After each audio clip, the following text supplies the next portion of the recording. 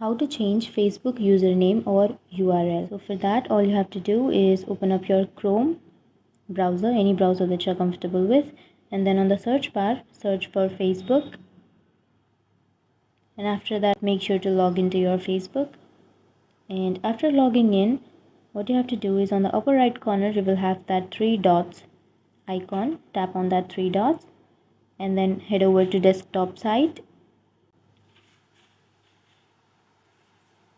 And after opening the desktop site, on the search bar, tap on the search bar, and on the bottom side you will have a pencil shaped icon right below the search bar. Tap on that pencil shaped icon and then here remove the M and then again search. And now you will have this interface. And now what you have to do is on the upper right corner you will have your profile icon. Tap on your profile and then tap on settings and privacy and then tap on settings. And after opening your settings, under the general settings you will have your name and you will have the username. So you have not set a username. So if you have not set your username, then you can simply tap on edit.